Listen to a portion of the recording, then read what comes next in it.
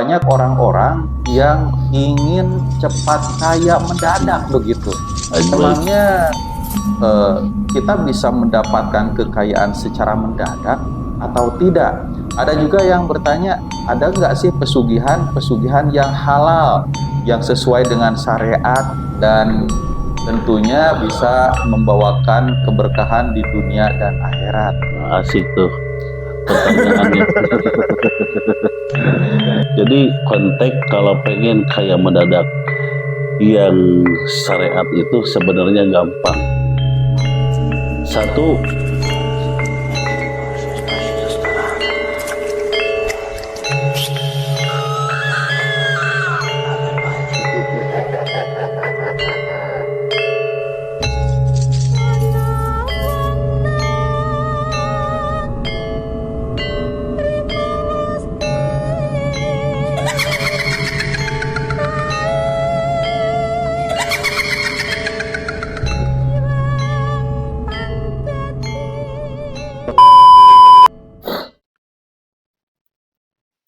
Alhamdulillahirobbilalamin, teman-teman semua, kami masih di padepokannya Kang Udan. Kang Udan ini di video sebelumnya menerangkan tentang benda-benda pusaka, terutama benda pusaka yang usianya sudah lama, bahkan 500 tahun, dan Kang Udan sampai saat ini berhasil menjaganya, melestarikannya, dan merawatnya. Benda pusaka juga banyak sekali, ada lebih dari 300 benda pusaka. Dan kemudian ini teman-teman adalah seorang guru spiritual yang memiliki padepokan di Garut ya, tepatnya di Malang. Nah, Assalamualaikum Kang Udan. Waalaikumsalam warahmatullahi. Apa kabar? Alhamdulillah sehat. Kang Udan, banyak sekali yang bertanya ke kami dan sekarang mungkin masih ramai ya. Banyak orang-orang yang ingin cepat kaya mendadak begitu. Ajib. Luar biasa. Luar biasa. Ya, saya juga pengen sebetulnya. Nah, Kang Udan, memangnya kita bisa mendapatkan kekayaan secara mendadak atau tidak? Ada juga yang bertanya, ada nggak sih pesugihan yang halal, yang sesuai dengan syariat dan tentunya bisa membawakan keberkahan di dunia dan akhirat? Nah, asik tuh pertanyaannya. Ya, katanya Kang Udan itu punya rahasianya, bisa diterangkan nggak? Itu sebetulnya bagaimana?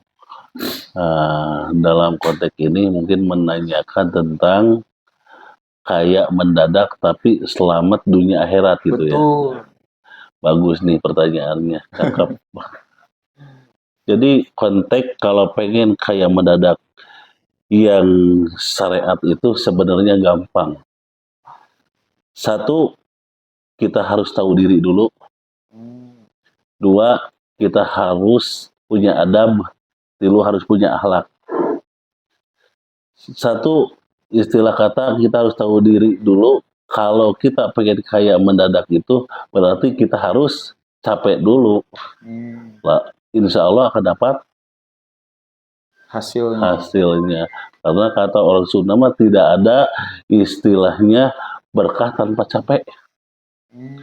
Nah, berarti kata orang Sunda mah hayang beunghar mah capek heula gitu.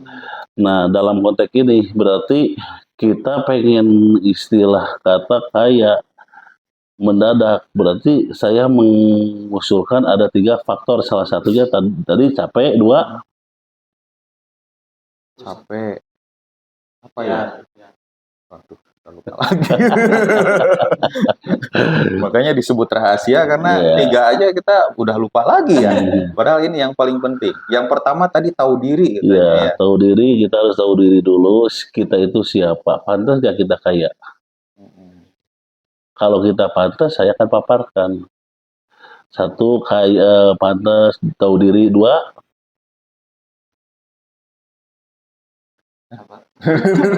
astagfirullahaladzim. 2, makan. Jadi gini, kalau kita pengen kaya sebenarnya gampang. Salah satunya kita baikin dulu. Kita harus baik dulu ke orang tua. Kenapa? Karena kekayaan itu gampang, gampang dan mudah kalau udah ada restu dari orang tua. Dua, mungkin kalau yang udah menikah, restu istri. Nah, jadi kalau kita pengen kaya, kita ambil dua dulu aja. Satu, restu dari orang tua. Dua, restu istri. Tiga, restu guru mungkin. Nah, itu akan cepat kayanya. Salah satunya ada keberkahan maunat doa. Salah satunya kalau kita pengen kaya, banyakin sholawat. Tapi dengan satu syarat, sholawatnya karena Allah, bukan karena pengen kaya. Nanti pun Allah akan memberikan kekayaan yang sangat luar biasa. Kalau istilahnya kita dikirnya, kita wiridnya, kita dituntun sama guru, karena Allah akan dapat kekayaan yang ajib, yang luar biasa. Contoh, kita membacakan sholawat nariyah sekian ratus atau sekian ribu, dasarkan karena Allah, akan cepat kayanya. Beda dengan asalkan kita pengen kaya. Kalau kita pengen kaya doang, cukup di duniawi doang, nggak ada di akhirat. Cukup di dunia doang, tapi nggak di akhirat gitu. Maka kalau pengen kaya dunia akhirat, bacakan seandai kata istilah kita hikmat atau kita istilahnya mengambil keberkahan dari sholawat dasarkan karena Allah. Insya Allah akan cepat kaya dengan khusyuk, dengan serius. Insya Allah akan mendapatkan kekayaan yang luar biasa. Contoh kecil seperti itu. Dua, membacakan waqiah. Surat Al-Waqiah. Surat Al-Waqiah. Surat Waqiah, asal kita tulus, ikhlas yang sesungguhnya karena Allah, insya Allah akan dapat keberkahan, dipermudah dan amat sangat dipermudah untuk mencari kekayaan. Karena tadi didasarkan ada ridho ibu, didasarkan ada ridho istri, didasarkan utama ada ridho guru. Gitu. Jadi insya Allah jangan sampai kita dibodohi atau dikelabui. Contoh istilah kita pengen kaya, istilah kita kesugihan. Emang sangat gampang. Apakah sanggup dengan kesugihan itu menumbalkan atau ada yang ditumbalkan? Itu untuk di duniawi, dan mungkin kekayaan itu tidak akan kita nikmati. Karena setan itu akan melongrong apa yang kita miliki. Contoh istilah kita dapat mobil. Itu barang gue. Seandainya kita makan enak, itu harta gua. Seperti gitu. Itu tidak buat apa? Itu tidak akan ada kenikmatan yang sangat nikmat. Tapi itu malah dapat kepedihan dan penyesalan. Gitu. Kang Udan, saya sering dengar kalau mau melakukan pesugihan harus ada izin dari orang tua, terutama ibu. Terus izin lagi kepada istri, berarti restu istri. Dan izin juga ke guru. Dan sayangnya yang disebut guru itu malah kuncen. Nah, menurut Kang Udan ini persepsi yang benar atau salah? Takutnya itu yang sangat-sangat saya potong langsung, itu sangat salah. Di mana orang tua akan meredoi anaknya masuk neraka? Karena surga dan neraka itu tergantung sekarang.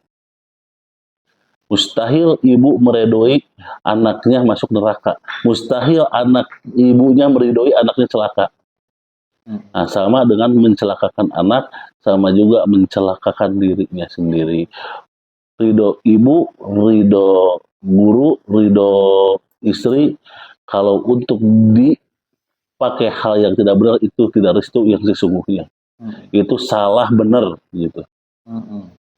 Jadi tidak mungkin ada orang tua yang ingin bikin anaknya itu tersesat begitu ya? Betul, karena kata saya juga surga dan neraka itu tergantung sekarang. Istilah kata kita tabok orang, pasti sebentar lagi kita ditabok atau dibawa ke ranah hukum. Nah, itu yang dirasakan neraka sekarang. Apalagi nanti di akhirat gitu. Tapi sering saya juga dengar di berita-berita, entah nyata atau tidak, tapi ini kan berita yang ditampilkan di media resmi begitu. Ada ibu yang membunuh anaknya, bahkan sebaliknya ada anak yang membunuh ibunya. Nah, itu kan tadi menurut Kang Udan ini kan nggak mungkin seorang ibu mencelakai anaknya. Ini tanda apa sih? Kenapa sampai lebih hina dari hewan gitu? Karena dia tidak punya akli, tidak punya akal. Satu, dia tidak punya akal. Dua, dia tidak sampai ranah ke tahu hukum syara.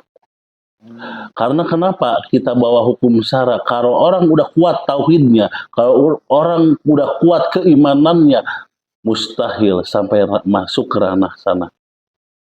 Gitu.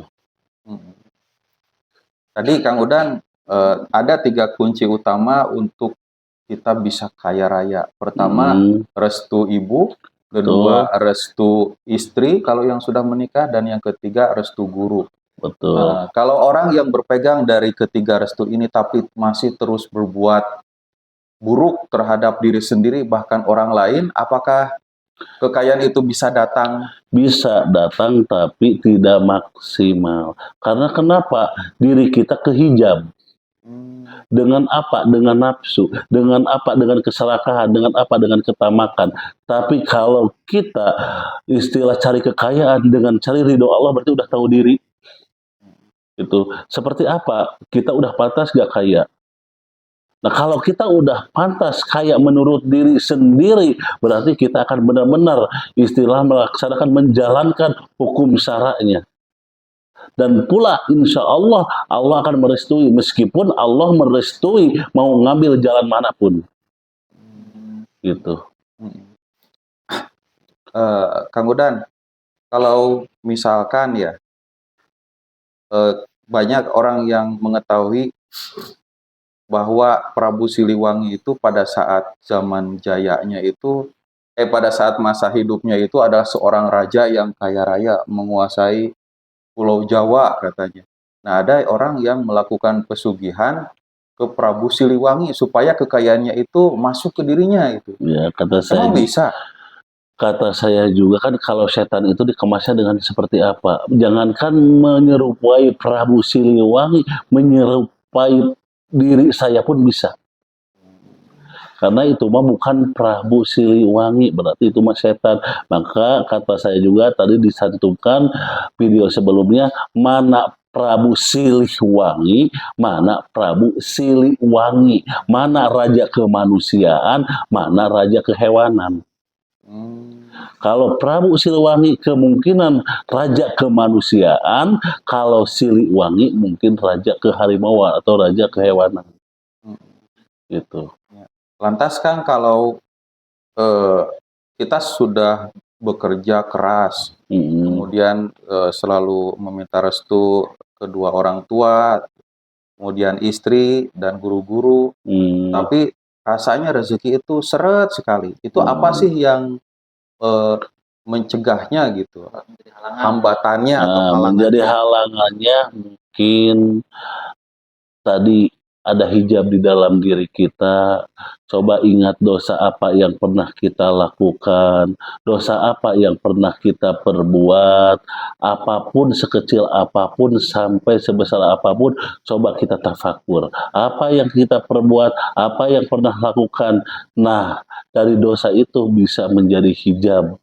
Atau kikir ke diri sendiri pun bisa menjadi hijab. Mendolimi diri pun bisa menjadi hijab. Itu tidak akan sukses. Gitu. Berarti mungkin caranya supaya dosa itu hilang harus melakukan taubat ya? Bagaimana? Minimal, maksimal taubat. Minimal kita banyak istighfar. Gitu. Karena umat akhir zaman itu banyakinlah sholawat. Gitu. Mungkin gini Kang, saya ada satu pertanyaan yang mungkin teman-teman semua penasaran. Kan tadi yang akan jelaskan di awal kan cara cepat kekayaan menurut syariat ya. Iya.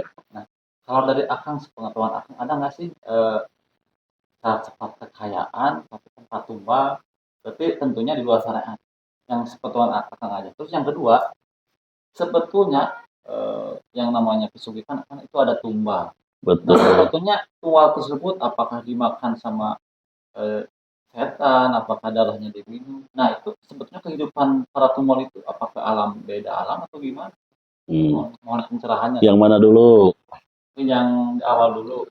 syarat sifat kaya yang mungkin di luar syariat ya, tapi tanpa tumbal kan mungkin kebanyakan nanya kayak gitu. Tetap segala hal apapun juga kita ngambil pegang paku kita ke apa ke hukum Islam. Kalau cara instan itu tidak ada gitu. Kedua, istilahnya membahas tentang tumbal.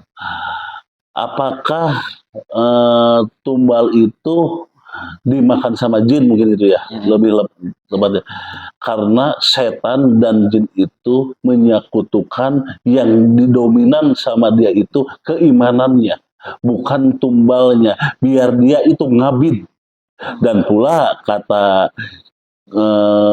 kata ulama berbicara jin itu makanannya tulang sama darah kotor itu salah satunya makan tulang yang lebih tepatnya kebanyakan makan tulang gitu. Tadi bicara tentang tumbal, Baik yang sering saya dengar itu setiap perjanjian dengan setan, saya tumbalkan namanya si A. ya. Dan katanya itu selalu berhasil sampai mati atau minimal-minimalnya sakit. Tapi yang menjadi pertanyaan, bisa tidak orang yang akan dijadikan tumbal itu terhalang dari kematian? Harus ingat kita tercampur di dalam diri kita. Mati dan hidup itu bukan jin, setan, manusia yang menentukan. Allah yang menentukan. Tapi untuk syariat biar kita tidak kena sama jin dan setan atau namanya genderuwo atau gentayangan, apa istilah namanya, ada syariat untuk lidak il bala. Gitu. Contoh istilah kita punya benang, itu kita ngambil benang 7 warna, bacakanlah doa surat contoh seperti surat Al-Falaq 17 kali, ikatkan, tiupkan. Terus Anas 17 kali ikatan sampai 17 ikatan, lalu ikatannya itu pakai ke tangan kita, insya Allah itu tidak akan mungkin setan atau iblis mau kepada diri kita. Atau tumbal itu diambil tumbal. Mustahil dia mau ngambil kita. Gitu. Berarti itu penangkalnya ya, supaya tidak menjadi sasaran korban tumbal. Nah, betul seperti itu. Luar biasa. Salah satunya medianya seperti itu. Berarti kita apa? Disuruh mengingat Allah dan Allah menjanjikan siapa yang membacakan 3 qul insya Allah diraksa dari kaum bangsa iblis atau bangsa setan atau bangsa jin. Apa aja 3 qul itu? Al-Ikhlas, Al-Falaq, An-Nas. Kapan itu harus dibacakannya, Kang? Kalau dibacakan sebenarnya itu kewajiban kita setiap hari pagi menjelang mau subuh menjelang mau maghrib itu bacakan insya Allah itu tidak akan kena sama gangguan-gangguan yang tidak masuk di logika istilah kata sehari-hari kita baca itu pun wajib lah istilah kata. Iya, iya. Minimal-minimalnya gitu ya, Iya, minimal pagi hari dan sore hari. Betul. Ada gak sih Kang, yang sering saya dengar itu kan kalau di Indonesia kental sekali dengan setan, dengan iblis, dengan jin. Bagaimana dengan dunia ini di luar dari Indonesia ini? Katanya sih lebih kuat, itu benar atau? Konon katanya apalagi di daerah-daerah Eropa. Karena kemungkinan di Eropa lebih kuat. Kenapa? Karena sebagian Eropa masih banyak yang belum memeluk Islam. Itu jinnya lebih dahsyat, lebih kuat. Di kita pun udah banyak orang-orang yang beriman atau orang-orang yang udah muslim, orang-orang muslim 90% rakyat Indonesia muslim masih tetap diganggu. Apalagi yang belum tersentuh gitu. Pasti lebih dahsyat gitu. Kan mungkin ini saya masih penasaran dengan perihal kekayaan ya kan. Baik. Nah kan sebetulnya kan orang-orang yang melakukan kesulitan terus tambah sama apa yang memberi kekayaannya itu pada dasarnya model atau misalkan genderuwo itu sebetulnya bisa ngasih kekayaan nggak sih gitu? Terus kalau misalkan bisa, kan katanya sih yang bisa ngasih kekayaan itu genderuwo ya. Itu sebetulnya bisa nggak sih gitu? Terus iming-iming minta tumbal, apakah itu tipu muslihat atau seperti apa, Kang? Tipu muslihat. Sebenarnya itu tipu muslihat biar tauhid kita lepas.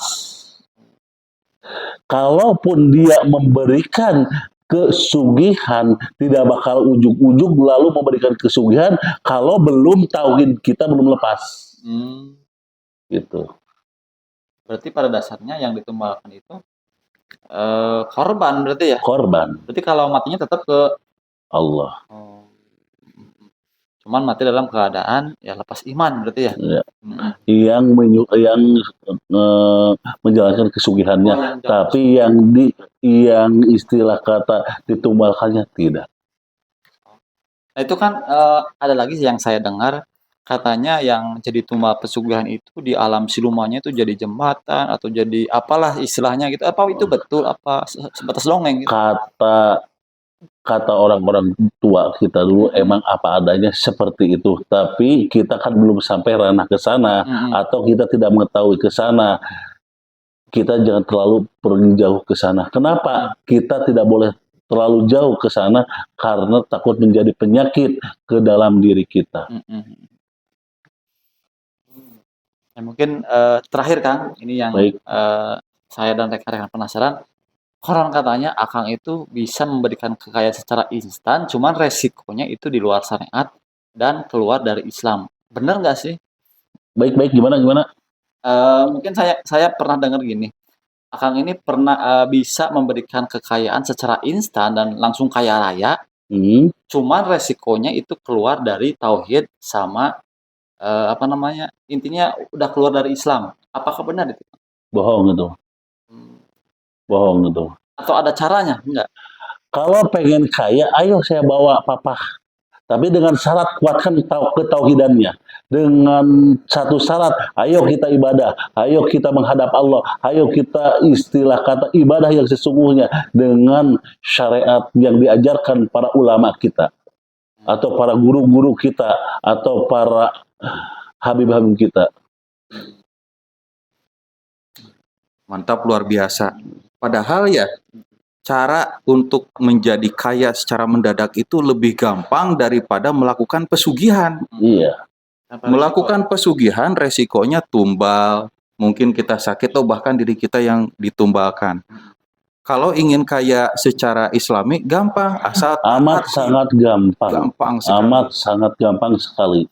Asal dengan satu syarat, kuatkan tauhid dan kita direstui sama orang-orang yang tadi kita sebutkan.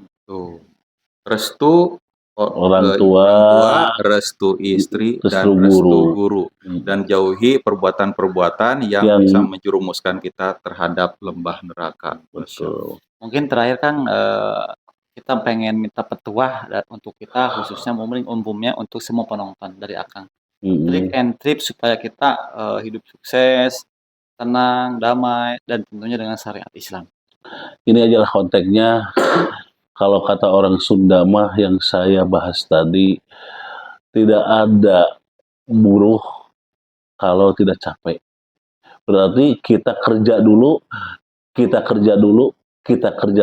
insya Allah itu akan membuahkan hasil yang amat sangat berkah. Dan kuatkanlah keimanan kita, dan kuatkanlah ketauhidan kita. Insya Allah, Allah akan membantu sesulit apapun diri kita. Dan insya Allah itu akan jauh lebih berkah dan jauh lebih tenang. Buat apa kaya kalau tidak tenang? Buat apa kita sugih kalau kita melarat? Karena kalau kita kaya itu harus bekas kenyang, bukan bekas ingin. Kita contoh istilahnya, ada keinginan punya mobil 10, punya motor 10, tapi diri kita masih lapar. Mending kaya sesudah kenyang. Gitu. Ya, ingin menjadi kaya juga tidak instan, mungkin ada proses ujian. Contoh kesugihan pasti ada proses, pergi ke hutan, pergi ke batu gede, lalu istilah kata kita mengambilkan saji, itu kan proses, capek, pakai uang. Coba kalau itu pakai modal, luar biasa ajib kan. Padahal konsepnya untuk jadi kaya sama aja, harus ada ritualnya, harus ada usahanya, baru kita memetik hasilnya. Nah, seperti itu. Luar biasa ujangan dari Kang Udan ya. Mudah-mudahan ini bisa diserap, mudah-mudahan ini juga bisa menjadi hikmah bagi setiap orang yang menontonnya. Mungkin pada dasarnya yang namanya pengen kaya dengan instan itu pasti ada resiko yang sangat luar biasa. Betul. Kalau pengen aman, ya tadi sesuai tuntunan Kang Ujang, sesuai syariat aja, udah. Dan itu gampang banget ternyata ya. Udah. Mungkin mas ada yang nggak mudeng gitu. Mungkin seperti itu teman-teman ya, ambil baiknya, buang buruknya. Mungkin rekan saya akan tutup. Ya, ya terakhir terima kasih terutama kepada Kang Udan yang sudah memberikan ujangan. Mudah-mudahan selalu sehat, diberikan rezekinya, dilancarkan setiap urusannya. Amin. Dan ini ada yang tertinggal tadi, nama padepokannya apa Kang? Sifa Ajilan. Sifa Ajilan. Nah, alamatnya nanti alamatnya Kabupaten Garut, Kecamatan Malangbong, Desa Cisitu, Kampung Lengkob. Wah, kalau informasi yang lebih lengkapnya teman-teman bisa follow akun Facebook kami gitu ya. Terima kasih Kang Udan. Sama-sama. Kami tutup. Assalamualaikum warahmatullahi wabarakatuh. Waalaikumsalam warahmatullahi taala wabarakatuh.